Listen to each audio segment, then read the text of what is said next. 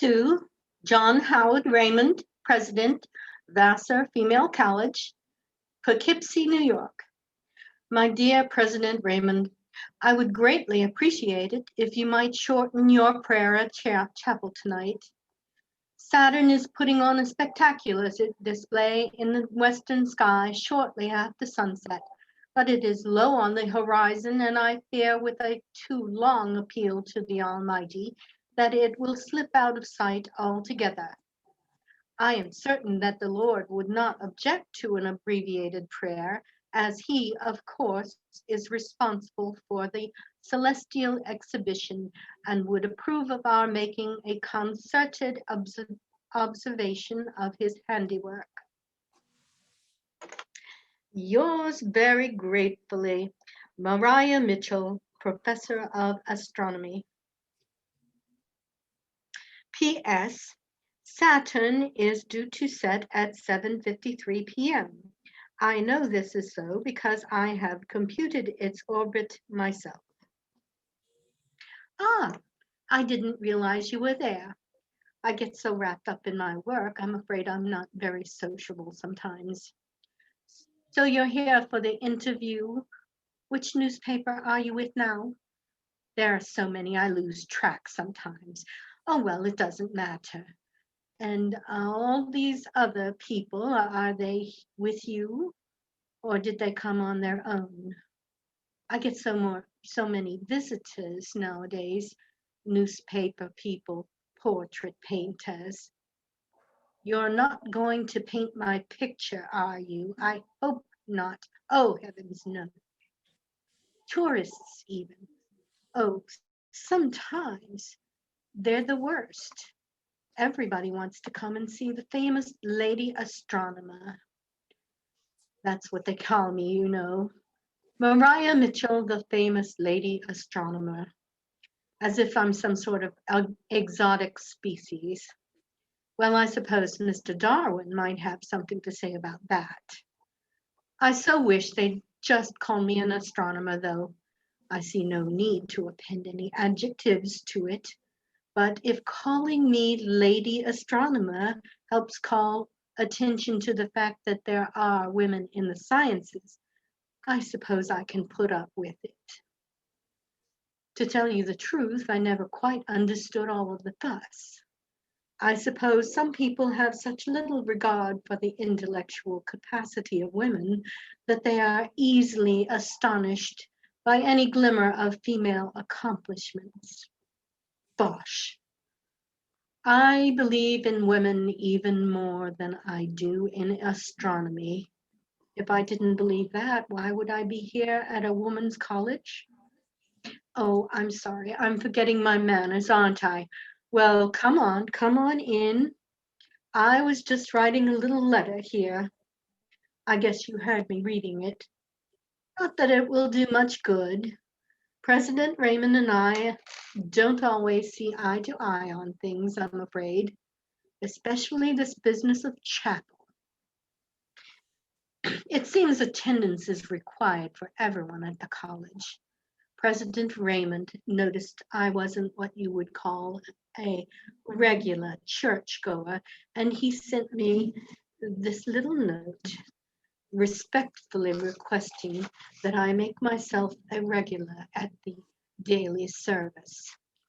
So when I got his missive, what else could I do? I sat down at my desk and I wrote him back. I cannot pray to order. Well, I guess in the end, prayer doesn't have anything to do with it, does it? The president of the college wants me at chapel every day. Very well. I'll go to chapel. I'll sit in the back. That way I can look out the window and see my observatory. Now that's a sight to inspire the soul. I believe I'm more in touch with God in my observatory than I am in any church I've ever attended. And I've attended quite a few, mind you. I'm not a heathen, you know. If you want to find proof of a higher power in the universe, all you have to do is look at how the heavens are ordered. Everything moves precisely according to a master plan, a plan that can be explained in the most universal language of all, mathematics. I tell my students, a mathematical formula is a hymn of the universe and therefore a hymn to God. Well, that's the way I see it anyway. Anyway, I suppose you want to hear the story, don't you? The story of how I became famous? All right, you've come all this way. You may as well hear it from the horse's mouth. Just don't make me late for chapel. Saturn, you know. So where shall I begin? At the beginning, I suppose, just like in Genesis. All right. To understand me, you have to understand where I came from. Nantucket, right there.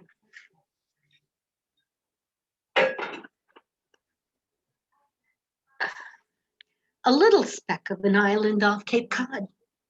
Whaling station mostly. That's about all Nantucket was in those days. Now, before you go calling it remote and secluded and all of those other horrible things it's been called, let me tell you a few things. Sailors rely on the stars. They may well be the most educated astronomers on this planet, at least in the practical sense. And an island of sailors who go off for months, sometimes years at a time, why, that's an island where the women are left behind to run the place. So you see, Nantucket was actually one of the most progressive places in the world. Just about every home on Nantucket had a sextant, and even the children knew how to use one. Yes, even the girls. Do we have any girls here with us tonight? Come on down, dearie. Here, have a look at this. I always give the girls the first opportunity because no one else will. See, you look through here and sight the object you're looking for.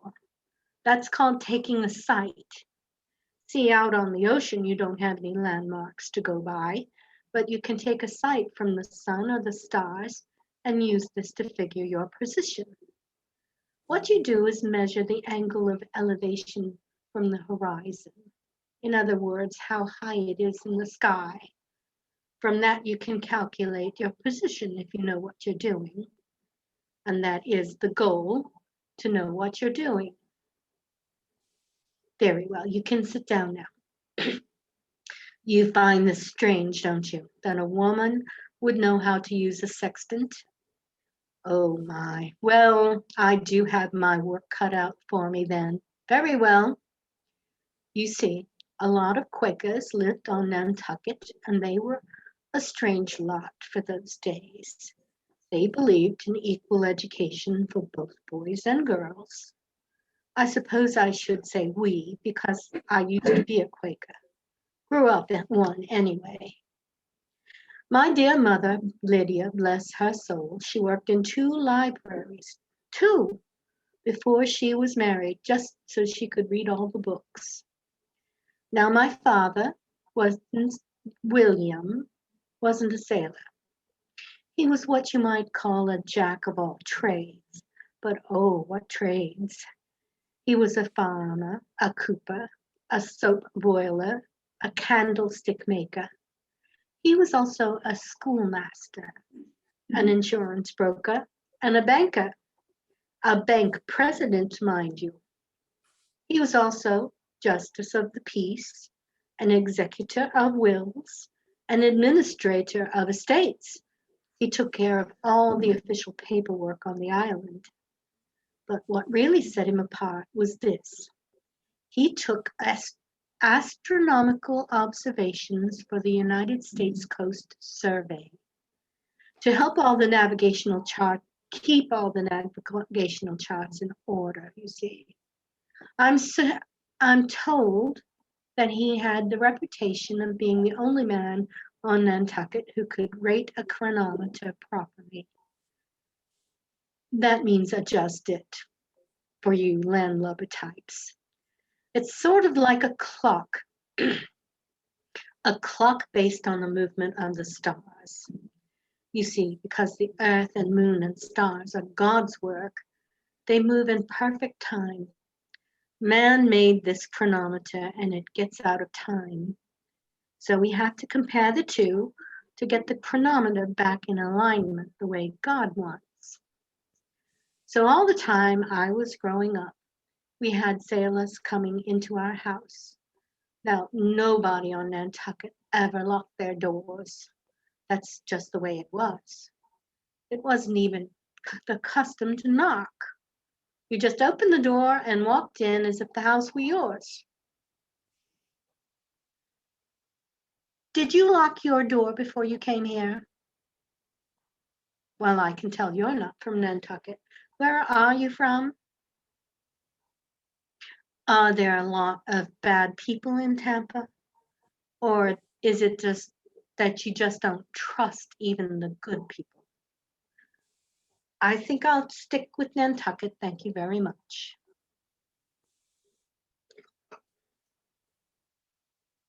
Would you? Oh, thank you.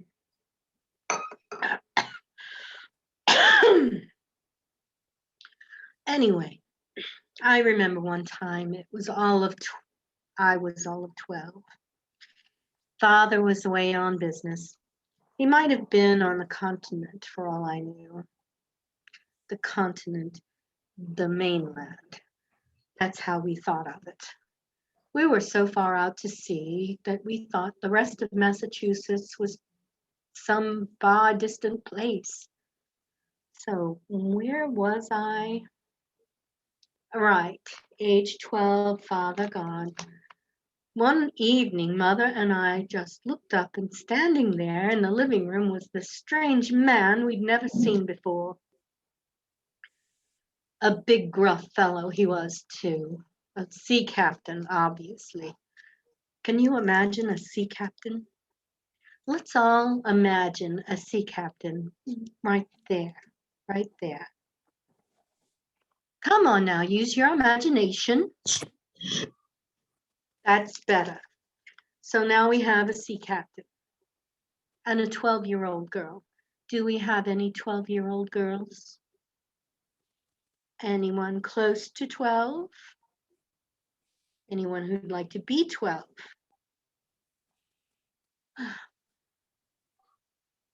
Very well, no girl. You'll just have to imagine a 12-year-old girl right about here. Can you do that for me? Of course you can. So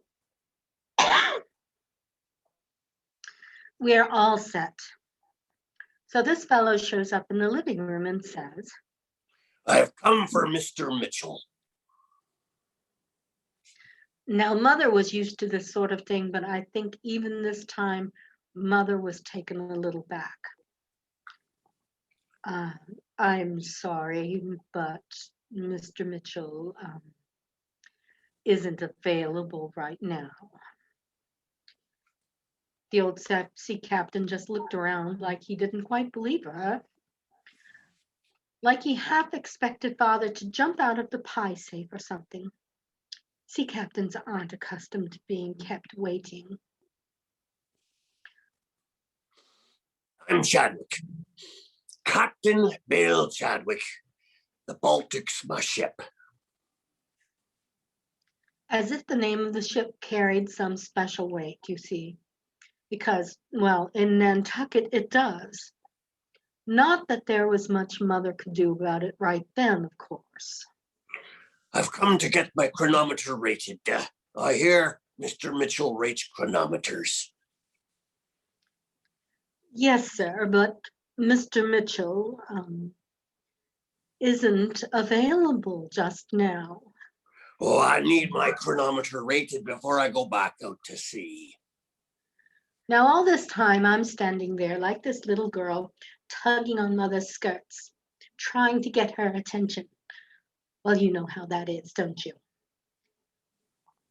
What is it, Mariah? I don't want to tell him your father's away. And that's when I say, I can do it, Mother. I'm sure I can if you'd let me try. You know I have often watched Father.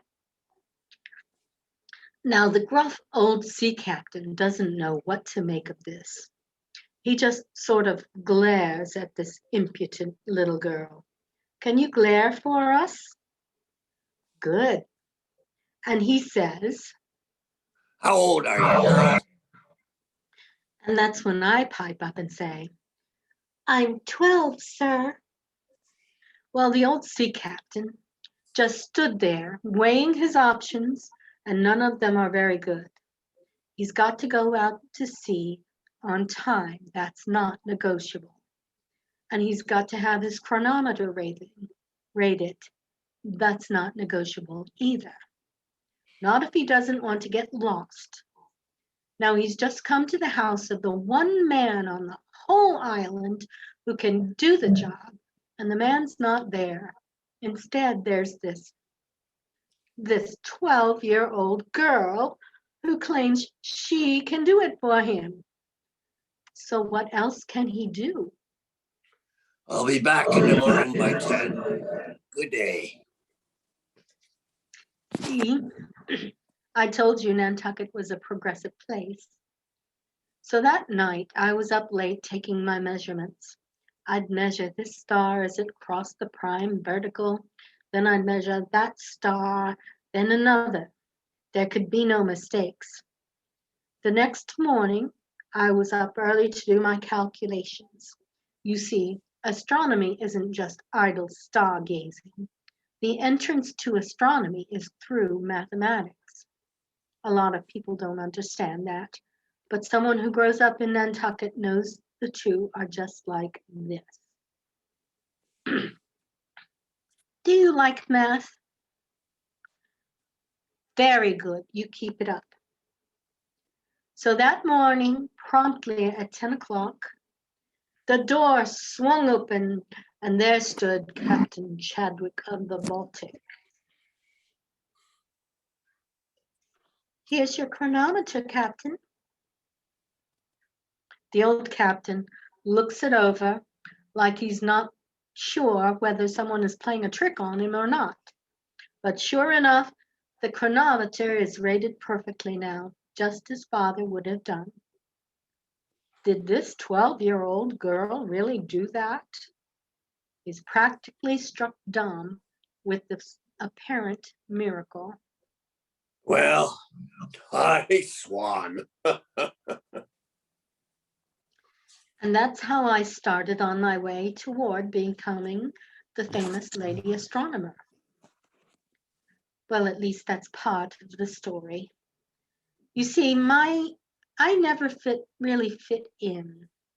My sisters, all 7 of them, they did what you might call normal things. They cooked, they sewed. They were quite proper girls of the early 1800s. But me, I was never very proper, I'm afraid. I was always different. They always wanted to be like Mother. I think I wanted to be like Father. And for some reason, he tolerated this little odd daughter of his. Every night I joined him in his observatory when he made his observations. I came to hate those nights when it clouded over. He was the one who taught me the stars. Oh, he made astronomy seem something akin to a religious experience.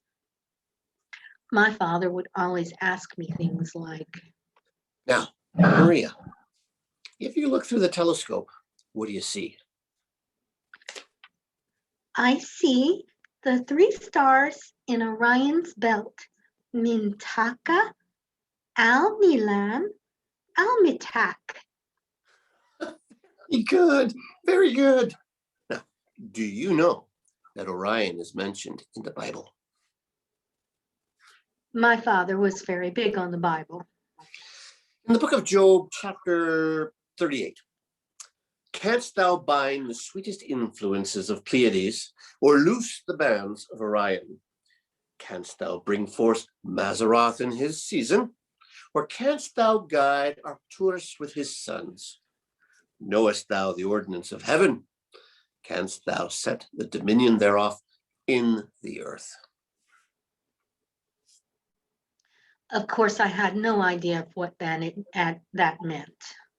I knew they were the names of stars, but what they were doing in the Bible, that was beyond me. But I remember my father had it all figured out.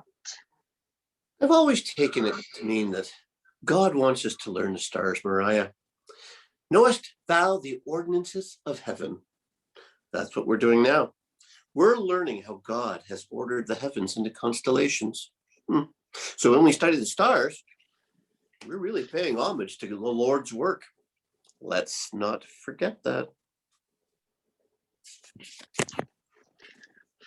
So you see, I believe I am doing the Lord's work in my observatory. I believe I shall introduce more people to God through the stars than President Raymond will ever do through those dreadful sermons of his in chapel. Once I went right up to him and said, "Sir, I feel really sad to know that not a listener would lead a better life for that sermon. No man or woman went out cheered or comforted or stimulated." I don't think he cared for that, but it was the truth. And isn't that what we're all supposed to be about at this college? Seeking the truth? They tell me I was quite a difficult student in school. Not that kind of difficult, more like inquisitive. Some would say inquisitive to a fault, but I don't believe there is such a thing. My poor teachers, I would drive them to distraction with questions. Now then, class, are there any questions? Yes, Mariah. Why are the moon and the sun the same size in the sky? Oh, well, now, that's a good question. They only appear to be the same size. You see, the moon is much smaller than the sun, but it's also much closer to the earth. So that's why it appears to be the same size. Well, that might have been good enough answer for some, but not for me. I raised my hand again. Yes, Mariah. Is that so? And if so, how do you know it? For some reason, my teachers didn't like it when I asked them how they knew something. I don't know why. It seemed a perfectly natural question to me. I beg your pardon? Is that so? What you said about the moon and the sun? And if so, how do you know it? Usually, at first, the teacher would just take a deep breath and maybe raise his eyebrows a little like this. Well, of course it's so, my dear, or I wouldn't have told you. Well, that kind of answer was never good enough for me. I know some people say all sorts of things that aren't so. That's not to say they're liars. They're just mouthing the words somebody else gave them. I like to know where things come from, so I asked, "But sir, how do you know it?" Another deep breath from the teacher. I know it because I read it in a book. So you don't actually know it then? You don't know it for yourself, that is? Is it something that you've been taught? What makes the sky blue and the grass green? Why are the clouds white? Why does a rainbow have some colors and not others? Why? Why? I was always asking why. I think I was a natural skeptic. Maybe that's why I finally had to part ways with the church. I asked too many questions, but I'm getting ahead of myself, aren't I? I won't say I was smarter than any of my teachers, but I will say this. When I was 17 years old, I left school and started my own. That's right. I took out this little advertisement right here in the Nantucket Enquirer. Here, why don't you read this? Right there. Mariah Mitchell proposes to open a school for girls. See, I always thought someone should be looking out for the girls. Sorry, you can go on. Instruction will be given in reading, spelling, geography, grammar, history, natural philosophy. That's what we call physics nowadays. But go on. Arithmetic, geometry, and algebra. Terms, $3 per quarter. None admitted under 6 years of age. Well. That was quite the thing, wasn't it? Nantucket already had schools. Why did it need another? Taught by some 17-year-old girl. On the first day of September, 1835, I stood there in my classroom, emptiness all around, wondering, will anybody show up? Oh my, did they ever? From all over the island they came. The rich ones, bought their $3 all at once. The poor ones, some brought only a penny that first day. One little girl, poor thing, she comes up to me and just stands there looking at me. And do you have your money? I ask her gently. Do you know what she says? She doesn't say a thing. She just sticks out her tongue. Here it is, Miss Mitchell. On her tongue. She had a penny on her tongue. My dear, why did you put a penny on your tongue?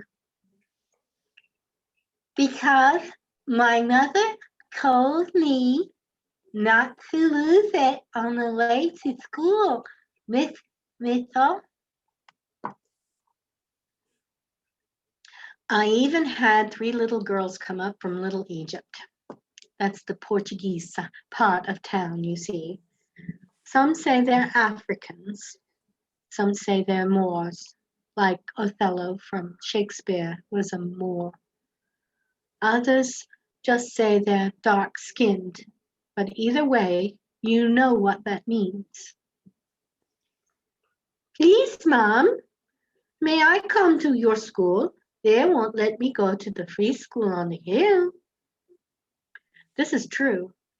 Oh, there had been big controversy over whether the Portuguese children could go to the regular school in Nantucket. Now, they were quite different from all the little Quaker girls, of course. All the Quaker girls generally wore black. The Portuguese girls, oh my, they wore all the colors of the rainbow. But we Quakers had always been in favor of equal education for all. So there could only be one answer then. Of course, my child, thee may come. Let some people disapprove.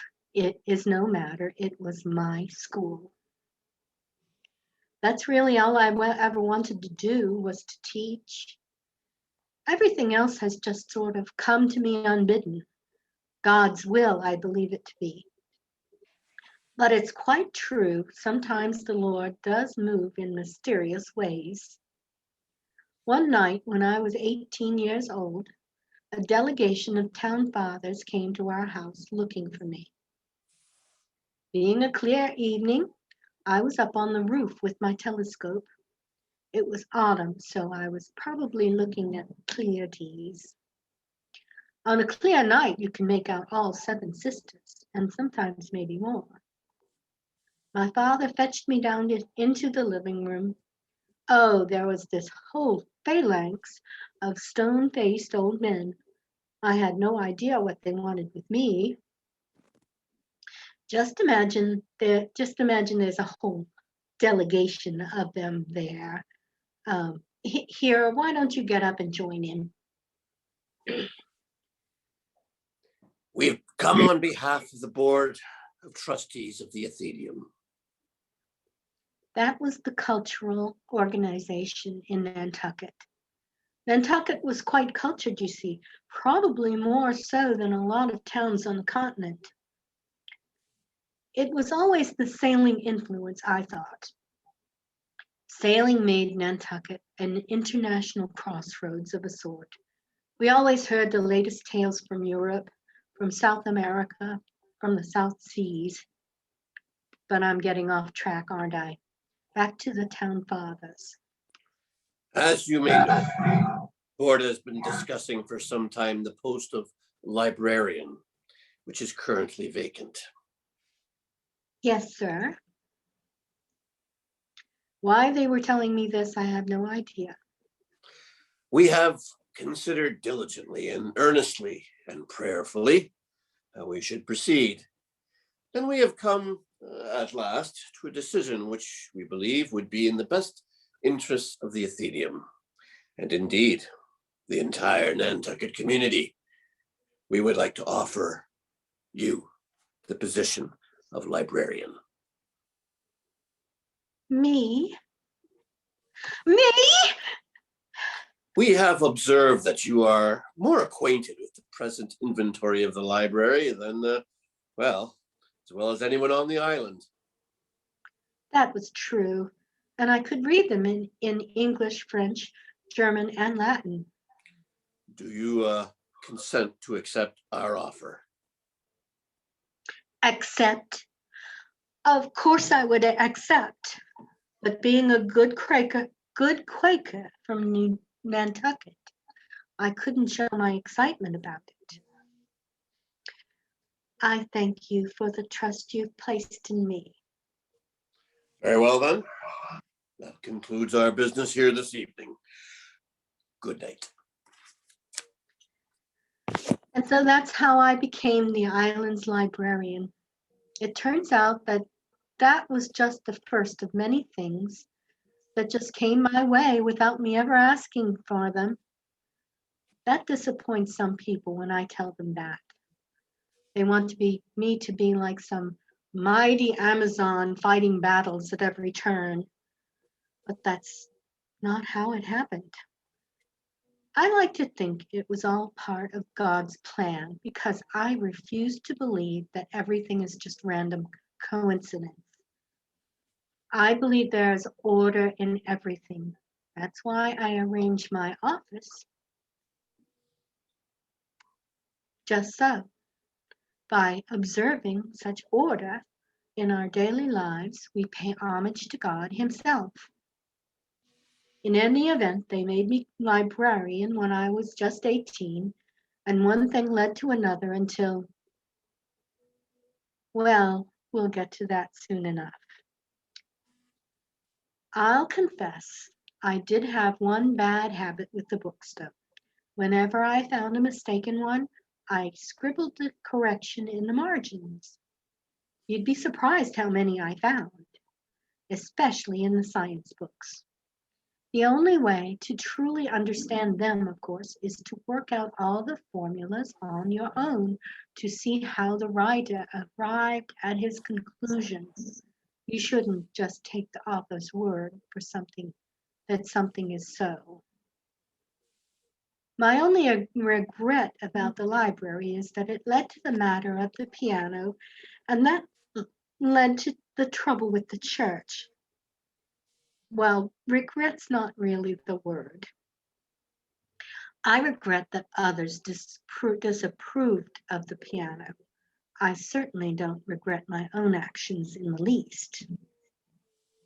I should explain. We Quakers, you see, had many fine ideas. Education for all, now that's a fine one. But we had some strange notions too. One of them was about music. The doctrine of the church held that vocal music articulates ideas which may convey poison to the mind and tends to seduce the thoughts of youth. Imagine that. Poison the mind, seduce the thoughts of youth. Bosh. What about the Song of Solomon? Isn't that isn't there singing in the Bible? Now I myself have no musical talent whatsoever. None at all, heavens no, but my sisters, well, my sisters were the talented ones. Kate, she had a lovely singing voice, just lovely. And Anne, she had these long, nimble fingers, just right for playing the piano. So I bought her one. I had it set up in the parlor. Anne was playing, Kate was singing, some sad song about sailing, as I recall. My father hears the sound of the piano halfway down the street and bounds up the front steps. What's this? What is this? My mother was just as astonished as my father was. You have to remember this was quite forbidden in decent company, and we Mitchells were quite decent. My mother is just beside herself. Why, of all the things!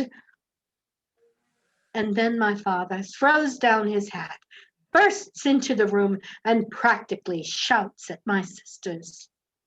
Come, daughter, play something a bit more lively.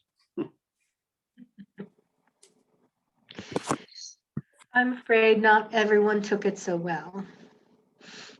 Uncle Peleg, he never said a word. He didn't have to. He just grimaced like this. Cousin Elizabeth. Everyone on Nantucket was a cousin of some sort, I suppose. She drew herself up like a peacock and ruffled her feathers and drew out every word, and she liked to use big ones too. That unsanctimonious sound is the creation of Beelzebub. And here I thought all along it was just some sheep music. But she went on. Oh, and let me tell you, Cousin Elizabeth could go on, and she did. This younger generation hath no conception of the propriety of habitation upon this terrestrial orb in our grandiloquent universe. See, I told you, the women on Nantucket were educated. How else could she have known all those big words? But the piano, well, oh, you've never heard such a scandal. Mostly it was people muttering things like, I never thought I'd live to see the day. but a few even said things like this. Music produces hysteria and weakens females for motherhood. They really said that. Oh my. Beelzebub himself must be quite a musician if he can do all that. Before long, there's an official visit from friend Hezekiah on behalf of the congregation. He doesn't come to visit me. Oh, he doesn't come to visit Anne or Kate. He comes to visit my father at the bank. I suppose Nantucket wasn't that progressive after all. I hear he has a piano in the house, friend William. Well, everyone on Main Street could hear we had a piano. I guess Hezekiah hadn't been walking by at night at the right time, but my father sets him straight. Ah, well, my daughters have. Ah, but it is thy house. Aye, but my home is my children's home as well as mine. I do not propose that they shall be obliged to go away from home for their pleasures. I don't play on the piano. Well, that answer wasn't good enough for friend Hezekiah. I'm afraid I must inform you, friend William, that you must now be considered under dealings. That means he's under official investigation by the church. My father accepts this news gracefully, but he's also got a twinkle in his eye. Very well, then. Yeah, I understand your position, friend Hezekiah. But I should point out that as a banker, I am the official legal guardian for the congregation's proprietary. If I'm to be under dealings, then propriety would dictate that I should step aside from that duty. Perhaps you can find another banker to take on in the responsibility until these proceedings are concluded. Oh, You see, there aren't many bankers to be found in Nantucket, so friend Hezekiah is in a quandary now. He pauses a moment and finally says to my father, well, friend, perhaps you'd better say no more about it. They always did get the best of any arguments. my father came home and told us that story. He didn't say much about it, but you could tell he was enjoying himself. I believe, girls, that the piano has been placed on a firm foothold by this proceedings. Now, play on, but make it lively. Unfortunately, my foothold in the church seemed less certain.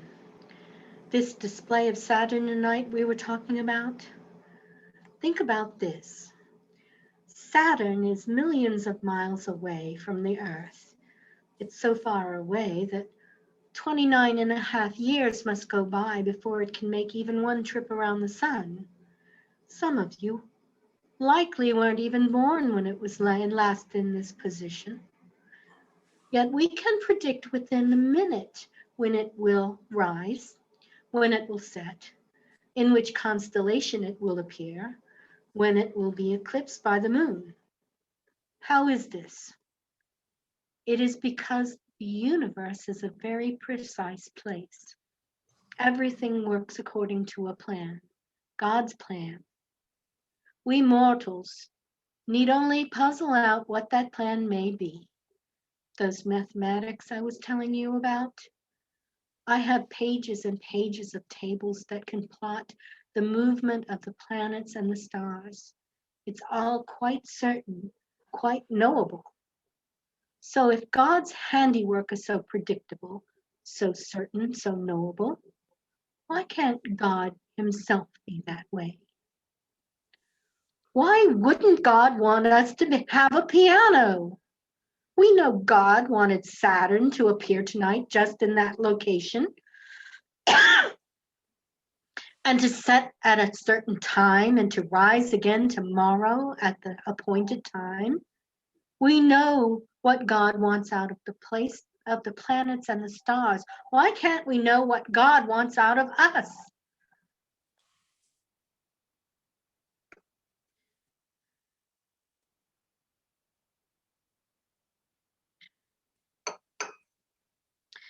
Sometimes I like the sky much better than I like the earth. The sky is much more certain. Each day that goes by, I become more certain of the sky and less certain of the earth. So I did it. I just walked out of the church, that is. Oh, quite literally, too. I remember it was a Sunday, and when the sermon was done, I simply got up and left. I'd heard enough, I suppose. Out the back door and gone. My face, It was wet with tears, and I didn't want anyone to see. I spent all day just walking around the island thinking to myself, I suppose others had noticed for quite some time that I wasn't one to accept meekly all the doctrines and dogmas and disciplines of our faith. The next day, two women from the congregation came to question me about what I believed, Eliza Coffin and Rachel Gardner. So I told them, you can read about it in the records of the monthly meeting if you like. I can read it to you.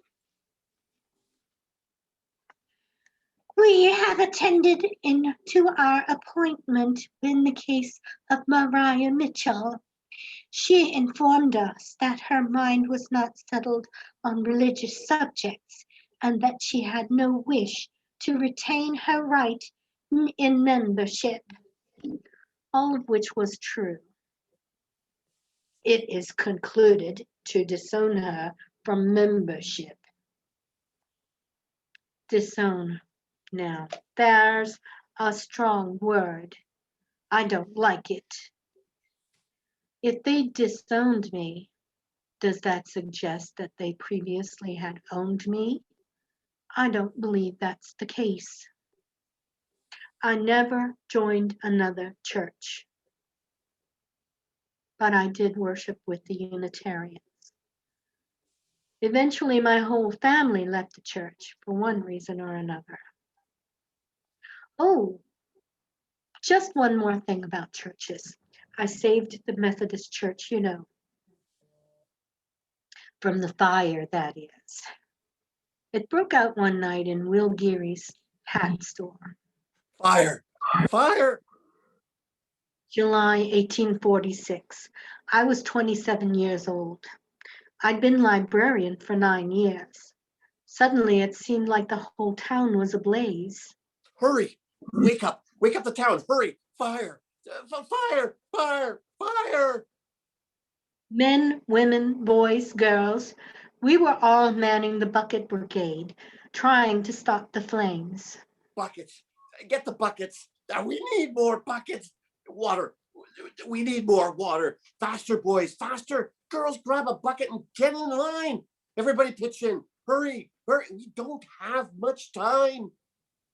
But the wind was whipping off the sea something fierce, and the fire, it just kept coming, taking one building after another. Oh, it's coming this way. Bring water this way. We need more water. Hurry, hurry. Oh, look out for the sparks. It's jumping the rooftops. Oh, the wind is blowing it this way, but we're going to have to blow some buildings to try to stop it. The bank, that's what we were all trying to save. We couldn't let the bank burn or we'd all be ruined. But before the fire got to the bank, it would get to the Methodist church. If the church caught fire, the bank would surely follow. But if we blew up the church, we might stop the fire in its tracks. So that was the choice. Would we sacrifice a house of God to save our earthly fortunes? Everybody turned to my father for instructions. The bank goes, we all go. Blow up the church.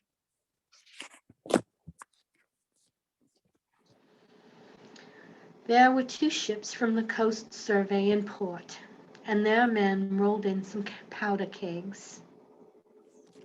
Make way, make way. Powder kegs coming through. Watch out for the powder.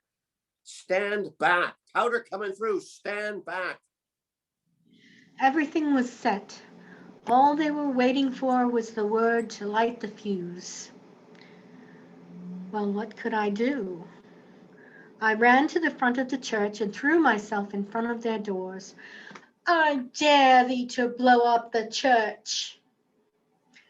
So they didn't. In a few minutes, the wind changed and the fire went up Center Street instead. The Athenaeum was on Center Street. My library burned up just like that. So did my observatory on our roof. Instruments damaged, Records all gone. But we saved our house, plus the bank. That was the main thing. And in the morning, we did what all good islanders do when faced with adversity. We started to rebuild. The fire gave me an opportunity to buy new books for the library, important books. Let us not buy such books as people want, but books just above their wants, and they will reach up to take what is put out for them. That was my motto. I made sure I bought all the controversial ones, Uncle Tom's Cabin, that sort of thing, and romantic literature, drama, art, all those things forbidden by the Quakers. I bought all those too. If they don't want to read them, they can read something else. Personally, I recommend Milton's Paradise Lost. There's quite a bit of astronomy in Milton. And I was never very far from the stars. We built ourselves a new little observatory. At night, Father and I set to work making another set of measurements for the Coast Survey. More and more, as the years went on, I was the one who spent the most time with my eye to the lens. We made thousands upon thousands of observations, recording the meridian altitudes of certain stars, culmination of the phases of the moon, the occultations of planets and stars, all so that we could more precisely comprehend the infinity of God's work.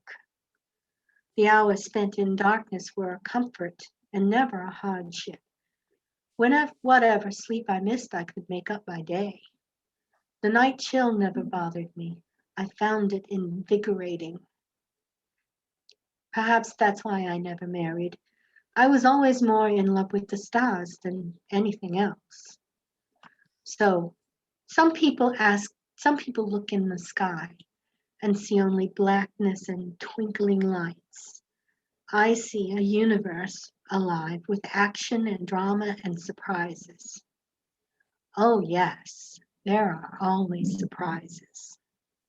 And that's how it came to be.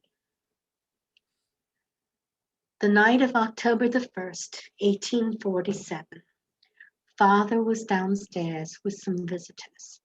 I was alone in the observatory, donned in my regimentals. That's what I called the clothes I wore when I was observing, my regimentals. I thought of observing the skies as a kind of duty, much like being a sentry of sorts. Besides, you don't notice the cold if your clothes are warm enough. 8 o'clock. The Pleiades are very bright tonight. I can make out all 7 of the sisters easily. Let's see. There's Alcyone, and there's Ias, Maya and Merope, Taijati, Pleione. Oh, Pleione is especially bright tonight. Oh my, they're quite beautiful. 9 o'clock. There's the Andromeda galaxy, right on schedule. Quite spectacular tonight. 10 already? My. Let's see how the northern skies are doing tonight. There's Cassiopeia, a very nice nebula. What a wonderfully clear night this is. 1:30. There's Polaris. Yes, there it is. Let's see. Let's move a little. What's this? Come on, focus. That's odd. The focus won't help it resolve. Very peculiar. So let's see. 10:30, about 5 degrees. I don't remember seeing this one before. Let me check the charts.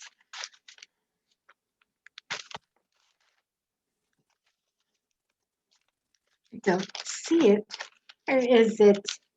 I don't see it. It's not on the chart. It's not on the chart. A fuzzy spot of light, like a star out of focus, that wasn't on any of the star charts. That could only mean one thing. Did I dare to think it? I immediately jotted down the time and position in my log. We astronomers must be as meticulous as the Lord himself when it comes to these sorts of things, and ran downstairs to find Father. He was busy with his guests, and I didn't want to make a scene, so I whispered into his ear. Father, come quickly. There's a peculiar white body in the field of the telescope. Father. Oh, Father knew exactly what that might mean. He bolted straight up and ran up the stairs to the observatory. You must excuse me, gentlemen. I shall return presently. Hurry, hurry! Okay, she'll take some time for my eyes to adjust to the dark. Oh, that seemed like forever. Hurry, hurry, hurry! There, night blindness has passed. He adjusts the scope and peers at the strange light I had seen. Let me see the charts.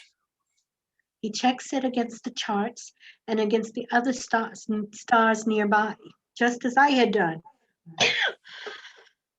5 degrees. Nothing. The result is the same. Yet there it is. I don't think I've ever seen Father quite so excited. It is. It is. There was never a star, never a nebula in that place before. I'll write to Bond tonight. Now, Bond was William Bond, the director of the observatory at Harvard and the greatest American astronomer of his day. He was the one who Father sent all his observations to. Mr. Bond even came to visit us once to help Father set up instruments correctly. He and his son George were practically family to us. But to write to him now about this, oh no, I wouldn't hear of it. The embarrassment would be too great if we were wrong. And surely we must be wrong. No, no, Father, we must not do that. If it is a new comet, our friends the Bonds have seen it.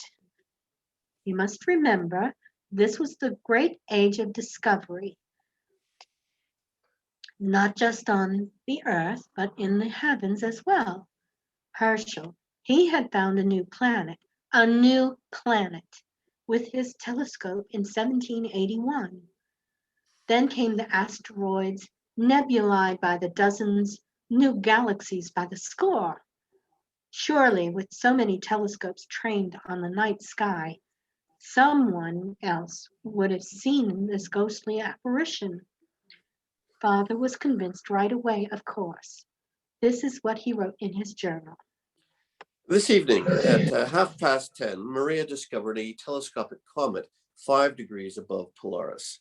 Persuaded that no nebula could occupy that position unnoticed, scarcely needed the evidence of motion to give it the character of a comet. I was more skeptical. I was always more skeptical of comets, the church, everything. I wanted to see motion. Oh, it will show motion. I am certain of it. But I want to see it before I believe it. Oh, these charts cannot be wrong, Maria. There's no star anywhere close to that location. You have made a discovery. You've discovered a comet. Now you're probably asking, don't comets have tails?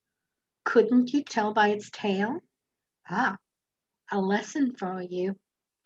Comets only have tails when they're close to the sun. The distant ones are just fuzzy blobs. So this could have been a nebula, a star cluster, some previously uncharted galaxy, anything. But if it were a comet, it would move ever so slowly, night after night, but it would move. So we waited. At least I waited. Father went ahead and wrote Professor Bond. I'm off to the post office. The next night, there it was, and it had moved. And the next, and the next. Now I had 3 nights of observations. Truly, it was a comet, but it was there for all to see. Someone else must have seen it first. How could they not have? And someone else almost did. Maria, letter for you. Professor Bond wrote me from Harvard. Here, you read what it says. I should tell you that on the evening of the 30th, The 30th, the night before me. on the evening of the 30th, I was sweeping within a few degrees of your prize. I merely throw out the hint for what it's worth. Close, so close, but he missed it. So I had beaten the famous Bonds of Harvard. Europe. We were all waiting on news from Europe. That was the land of the great telescopes. My daughter has discovered a comet. We can't be certain, not until we hear from Europe. My daughter has discovered a comet. Oh, the waiting. The ships moved so slow across the ocean. Finally, at the end of November, the steamer Acadia arrived in Boston, bringing with it the first papers from the continent. That would be the other continent, Europe, for the month of October. I have the papers. What did they say, Father? What did they say? Nothing. Absolutely nothing. Nothing. So it was true. I had discovered a comet. Imagine that. Well, I knew I had discovered a comet. Getting that priority recognized by the authorities, oh, now that's the story. Seems like this little island girl had stirred up quite a storm. That's how they said it too. Girl. Girl. Why, I was 29, practically an old maid, but to them I was nothing but a girl. Here's the part with the King of Denmark. You'll like this. I know I do. Somehow, this little country had become the arbiter of cometary discoveries. It seems the good king was a lover of the sciences, and he had set up a prize. A gold medal and 20 ducats to the first person to discover a comet using a telescope. All the ones until then had been spotted with the naked eye. Astronomers had found just about everything else with a telescope, but never a comet. 16 years had gone by without any claimant to the king's prize. And now at last, he had his telescopic comet. He also had quite a controversy on his hands. You see, the king's rules were quite explicit. Oh, the discovery must be communicated to an astronomical authority by the first post following its sighting. Father had written to Professor Bond right away after my discovery on the 1st, but the sea had been up and the mails didn't go out until the 4th. The Bonds didn't get the letter until the 7th. By then, the great astronomers all over Europe had seen my comet and reported it. Those were the ones the king heard first, quite naturally, and the matter seemed quite settled. Fra Davico in Rome had seen it on October 3rd. Oh, so there we have it. Now imagine the king. He's all ready to award his great prize at last. Everything is precisely in order, or so it seems.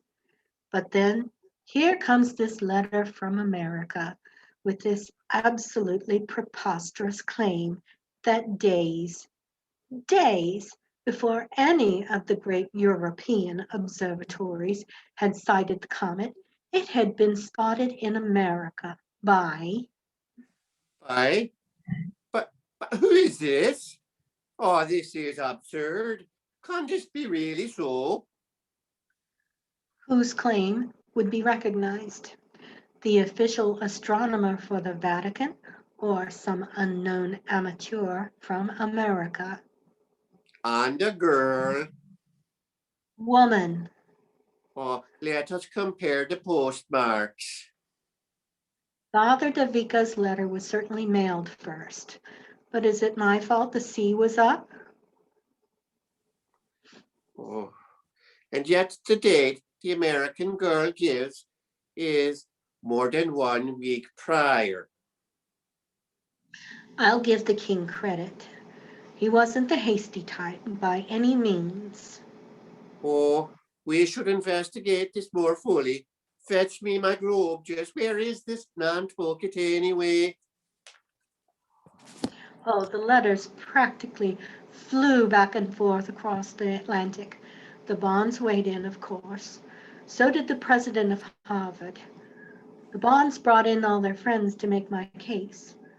The Astronomer Royal of Great Britain. Why, they tell me even the American minister to Denmark got involved on my behalf. The young lady is industrious and vigilant, a good astronomer and mathematician. That's true, by the way, I am. The claimant is a young lady of great diffidence to place, a remote island. Now, that is not true. Nantucket is not remote. It's Boston that's remote from Nantucket. But I digress. Carry on.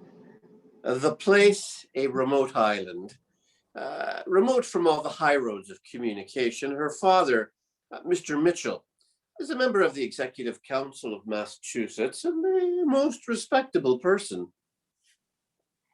But I think this one here is my favorite. It's from the president of Harvard. It would be pleasant to have the Nantucket girl carry off the prize from all the graybeards and observatories in Europe. Oh, quite pleasant indeed. This went on for about a year. My comet was long gone by then, back out into the nether regions of space from whence it came. The king must have been in quite a spot. Then one day a letter arrived at our home, addressed to my father, naturally.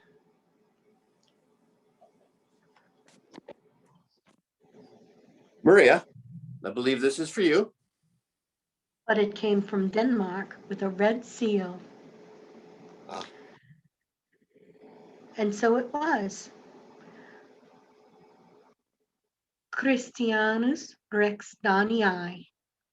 That means King Christian of Denmark. Non frustra signorum obitus speculaamur et ortus. I worked out the Latin myself. It says, not in vain do we watch the setting and rising of the stars. I've always liked that. Not in vain do we watch the rising and setting of the stars. And it goes on. Want to see? October 1st, 1847, Maria Mitchell. Do you want to see it? Do you like it? It's heavy. So I guess I really did carry off the prize from all the graybeards in Europe. Well, I thought that was the end of it, but it was just the beginning. Why, before I knew it, I was being written up in newspapers, magazines, books. You see, I was the first American to discover a comet. It wasn't a very big comet, not like Halley's Comet by any means, but it was a comet nonetheless. I always wondered if they'd have made such a fuss over it if a man had discovered it. I'd like to think so, it would only be fair. But since he hadn't, and I had, well, I guess that just made it all the more unusual. The lady astronomer, that's what they called me. Miss Mitchell's comet, that's what they called my discovery. And the letters, oh, the letters, they poured in from all over. We congratulate the indefatigable comet seeker on her success. That's what a lot of them said. Although technically I was never a comet seeker. I didn't set out to find it. Perhaps it set out to be found by me. Who's to say? For a while, it seemed like every magazine publisher in America was trooping to Nantucket to tell my story. Why, one day I looked up and there was a painter at my door, apparently a famous one too, from what I'm told. What are you here for? Why, to paint your portrait, Miss Mitchell. To paint my picture? Oh, for gracious sakes. Oh my, I wouldn't have anything of it. Take Sister Kate instead. She's the pretty one. Well, she was. They painted my portrait anyway. At least they had the good sense to send a woman painter. I suppose I couldn't very well say no. I endured them all, even the tourists who came to see me, and regarded me as if I'm some sort of superior being. The visitors I tolerated. Most of them had no idea what a comet was. They just wanted to be in the presence of someone who did, I suppose. But the scientists who wanted to meet me, now that was quite an honor. The Smithsonian. The Smithsonian sent me $100. Just like that, for no other reason than they wanted to get their own prize. And here I thought the 20 ducats from the King of Denmark was something else. $100. That's as much money as I made in a whole year as town librarian. Before I knew it, I was even being proposed for membership in the American Academy of Arts and Sciences. Of course, I was the first woman. 20 some years later, I still am, I'm afraid. And lo, the head of the Nautical Almanac wrote me. He said they were looking for mathematicians to help on their new astronomical charts. Said they're looking for first-class gentlemen who must be gentlemen of liberal education and of special attainments in the science of astronomy. Well, I'm no gentleman, that's for sure, but they offered me $300 a year, so they must be willing to overlook a few details. They said I would be the first woman employed by the federal government for something other than being a domestic.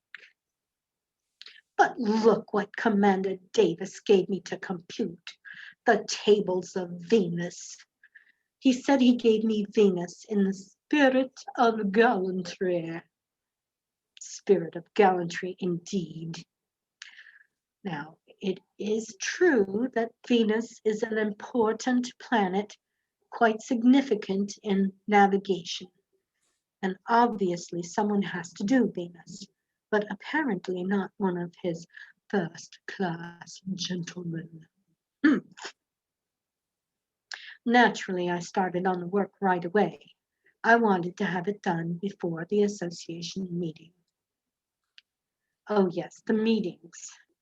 There were so many meetings to go to once I discovered my comet. And everywhere I went, people seemed to know me. Why, in New York, I even made the papers.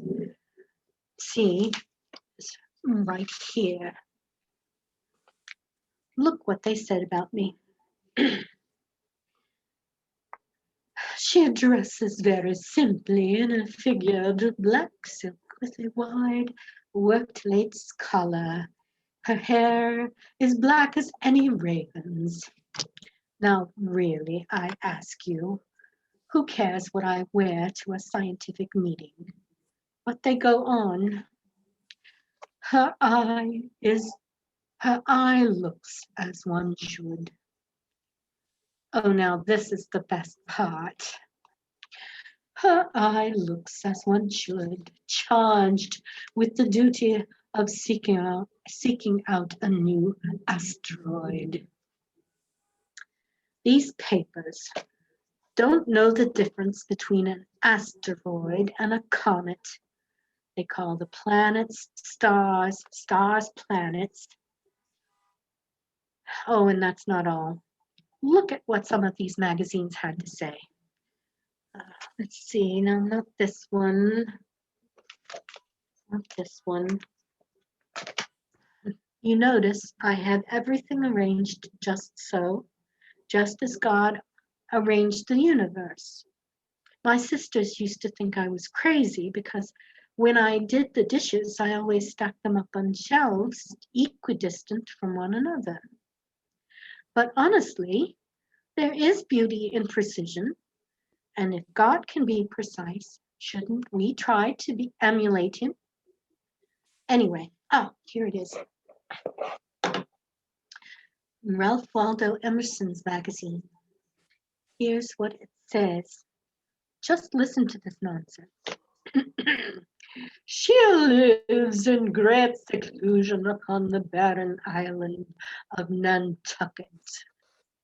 They make me sound like a hermit. But that's not the worst of it. The very place to nurse grand ideas and promote solitary stargazing. How many times must I tell people? It's not simply stargazing. It's science. It's mathematics. Oh,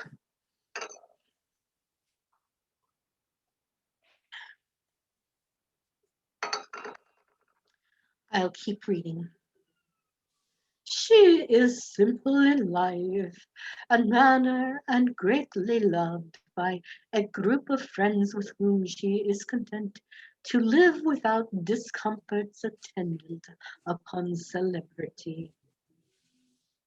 The discomforts attendant upon celebrity, like magazine articles, perhaps? We wish, for the sake of her sex and from the love of promoting science therein, Maria Mitchell could be induced to exhibit her fine talents in the lecture room. She would be sure of large audiences and an enthusiastic reception. Oh my, I hadn't noticed that before. It's true, though. My lectures have always drawn quite well. That tour I made in Chicago was certainly well attended. So don't get the idea that the attention hasn't done some good. And to think, that little wisp of light near Polaris one night brought me all this and more. That's why a college such as this one is so vitally important, because not every woman will be lucky enough to discover a planet like I was, discover a comet like I was. They have to prove themselves in ways I never did. Discover a comet, and everyone thinks you're some kind of marvel. Scientific genius. Doors open that you previously didn't know were there. There is some skill involved. I won't deny that, but it's mostly luck. The strangest thing is, they think it's somehow more difficult for a woman than a man. Nonsense. The only difference is that most women have never been afforded the opportunity. It's not just that they don't think us capable, oh, they think all sorts of things. People have such outlandish notions about women. Oh, some of the things they said when Mr. Vassar was trying to start this school, you wouldn't believe them. Well, maybe you would.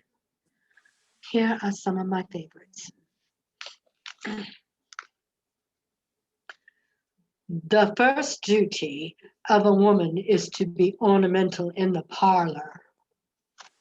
Well, that's hardly worth commenting upon, is it? I'm not particularly ornamental. Open the doors of your colleges to women, and you will accomplish the ruin of the Commonwealth.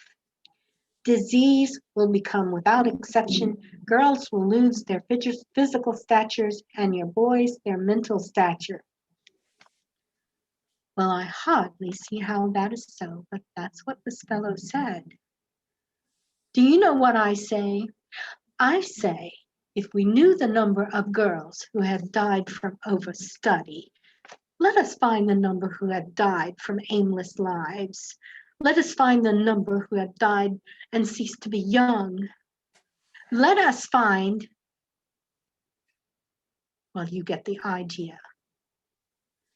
Now, some men might concede women could learn a little literature, a little piano. That's a fine thing for the parlor, but never the sciences. Oh, no.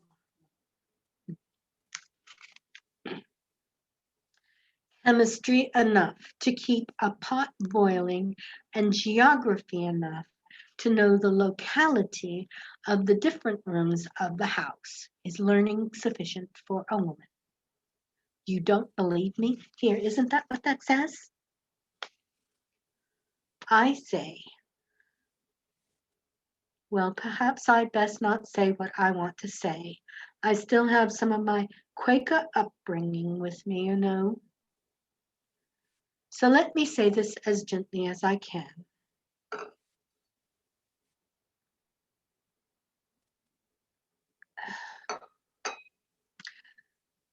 I do not say that women can hope to be the equal of men in the sciences. Oh no. I say they can be their superior. Well, it's true, women are better prepared for the sciences. Fine needlework and the embroidery teach them to measure small spaces. The same delicacy of eye and touch is needed to bisect the image of a star as to piece delicate muslin with a fine needle.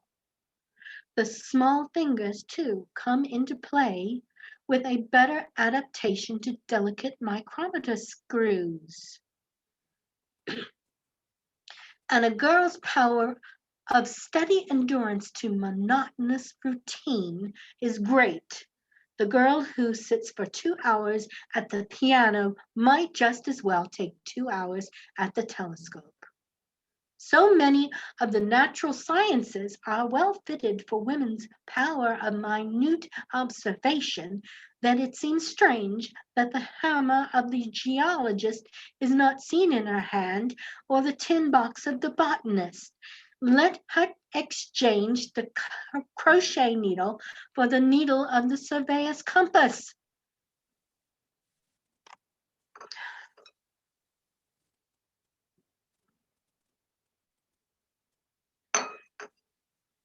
So, you want to hear the rest of the story because there is more. All right, then. Let's get right to it. 1865, Vassar Female College opened. It may not be the first college dedicated to women, but I dare say it may be the most important. The others are all down south. Say no more. So, this new college, I was offered the post of astronomy professor with my very own observatory. How could I say no? I must say, colleges are like churches. Both have some mighty strange notions about how to do things. Why, look at this. Before we even had the first class at Vassar, I was given this manual of conduct for the students and told I should learn it so I could enforce it. Listen to some of these things. A young lady must never wear the same dress size to dinner than she was worn during the day. 2 baths per week, no more, that would be decadent. No less, that would be not hygienic. All letters to anyone outside a young lady's immediate family must be approved by the lady principal. Ridiculous rules, if you ask me. And look what it says right here. The reason for the rule may not always be clear to the student, but that it is her duty to obey it, no one can doubt. And yet I teach in my classroom that it is our duty to doubt. What a contradiction we have here. Oh, President Raymond and I had quite a to-do over some of the rules. Miss Mitchell, I've been going over your paperwork for the month. I'm so sorry to hear that, President Raymond. Well, didn't take long. There was none. This was quite true, of course. First of all, your attendance sheets, Miss Mitchell. Where are they? Oh, I never mark attendance. If a teacher is any good, there's no reason to require attendance. Students will want to attend. This is quite true, of course, although President Raymond seemed to have a hard time grasping the concept. Sometimes I think college administrators have no understanding of education whatsoever. I see.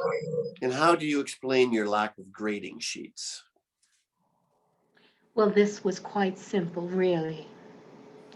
I have none. What? You have none. None at all. Well, I've noticed that. And why haven't you given any marks, Miss Mitchell?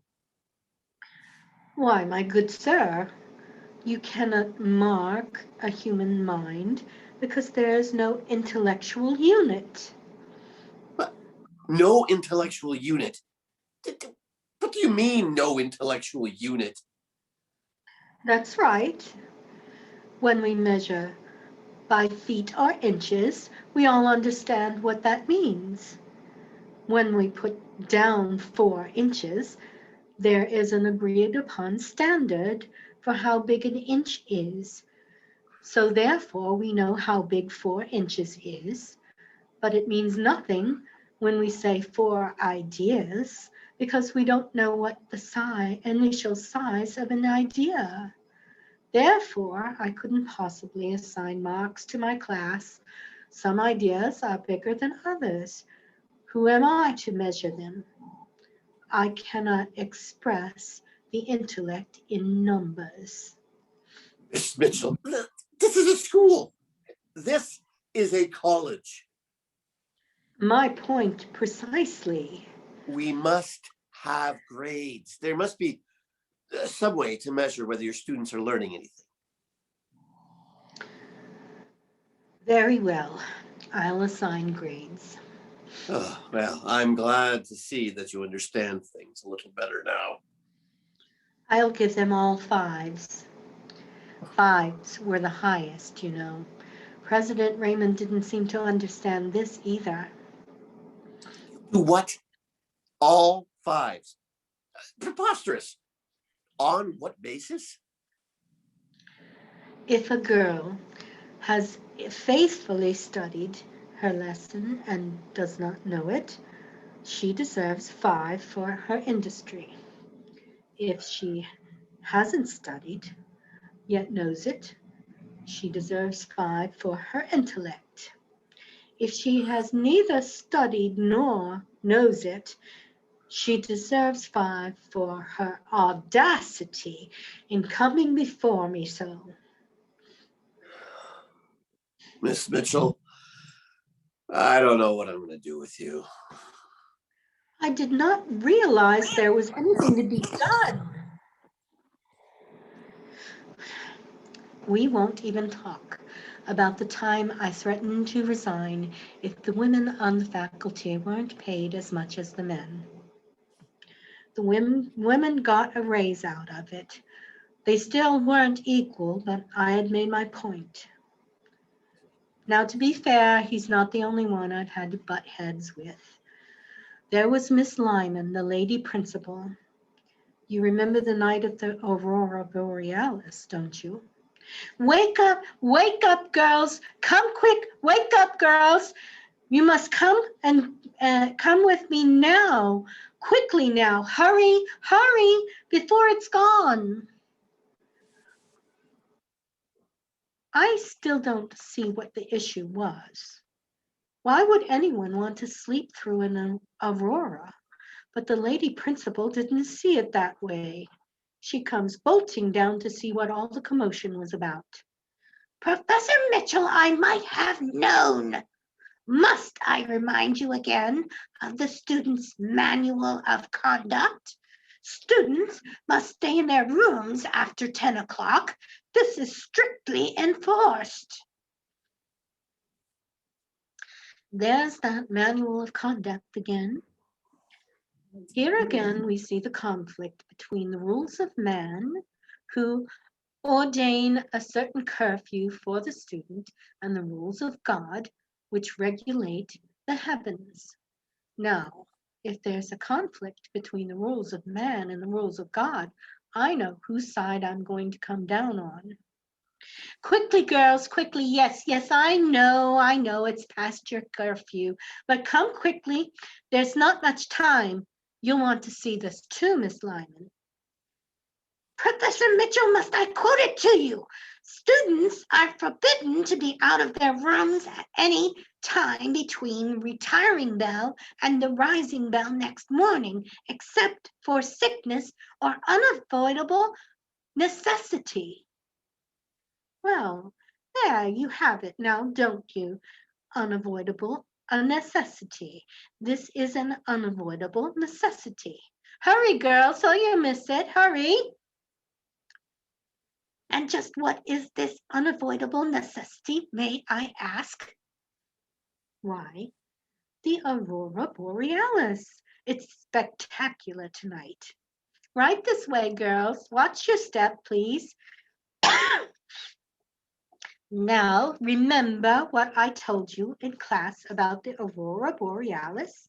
It's believed to be a phenomenon caused by the sun when it's, well, you know all that already, so I won't bother repeating it.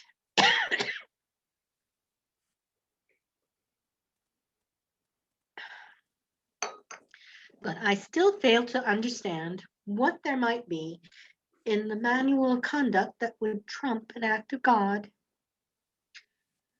I don't think she's forgiven me for the time I woke up the girls to come outside and look at that meteor shower.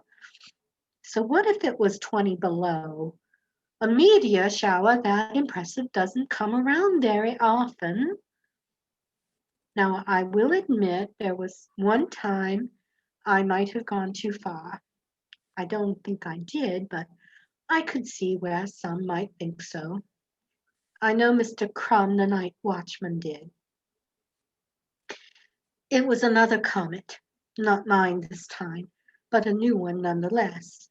I was traveling when it first appeared. Naturally, I turned right around and rushed back to Vassar so I could observe it properly. But it was so awfully low on the horizon apple tree, by the way. Well, it was blocking my view. So what else could I do but call Mr. Crumb? You say you need a saw, Miss Mitchell? Oh, bless you, Mr. Crumb. Thank you for coming so quickly. There's a new comet, and well, it's gone just behind that apple tree, and I was hoping you might be able to take off a few branches so I could get a better look at it. Take off a few branches? Yes, just the top ones should do.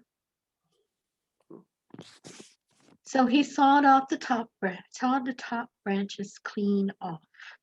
Bless his heart. How's that, Miss Mitchell? Oh dear, I'm afraid it sunk down the sky a bit. We may need a few more taken off, Mr. Crumb. Maybe an entire limb, if that's possible. Oh, I may need an axe. I hate to trouble you like this, but it's a new comet and they don't come around every day. Yes, ma'am. So he fetched the axe.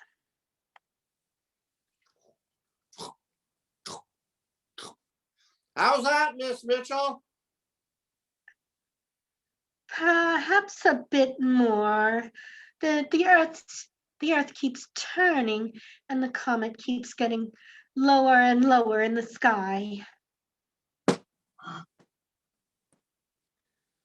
How about it now? I need a little more if you could. The comet's right over there near Jupiter. Can you see it? I don't think he much cared, to tell you the truth. Poor man, it was quite a sight. Oh, I think I might have to cut the whole thing down. Well, what else could I do? Cut it down. Yes, ma'am. I hate the barbarism of it. I do hope no bird has its nest in that tree. But there's a new comet. So he chopped that tree right off at the stump.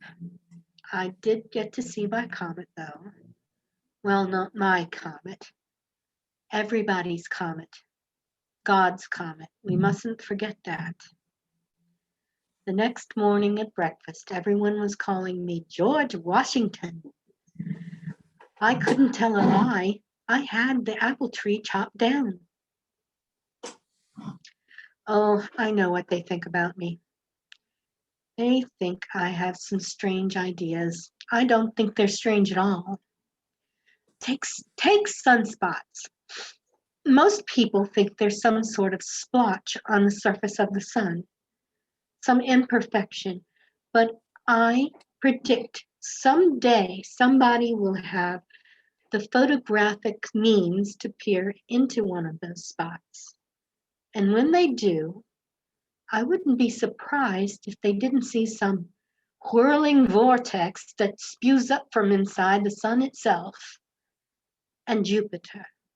There are some astronomers who claim to have seen its surface through a break in the clouds. I don't think they have. I'm not sure Jupiter even has a surface. I think it might be clouds upon clouds upon clouds upon even more clouds. Imagine that. A planet without a surface? I think it's quite possible. Just as I think it's possible that there may be things in the universe we cannot see, not bright suns, but dark places, like, well, a black hole in space. That would explain the irregular motion of some stars. They are circling dark masses we cannot see. And there must be an explanation. Stars do not just wobble to and fro without some reason behind it. For now, we only know of motion as straight line. But what if motion in the universe curved? What if time and space were all connected somehow, and a change in one could affect change in the other? There is some law, some mathematical formula to explain it, I'm sure. We just don't know what it is.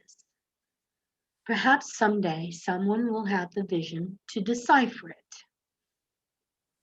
I think someday I shall be proven right on something else too. Why, about women, of course. Someday women will have the vote. Someday women will attend Harvard and the other great universities. Someday women will take their place among men in the ranks of the great scientists. And someday President Raymond will cut short his sermon in chapel. I suppose I have a lot more faith in the former rather than the latter. Well, if you'll excuse me, I've got to deliver this letter to the president's office if I'm to have any hope today at all. Why don't you come with me? We can talk about Saturn on the way. It's going to be quite spectacular, you know. Have you ever seen its rings through a telescope? Aren't they truly wonderful? Now, I've got some theories about those rings.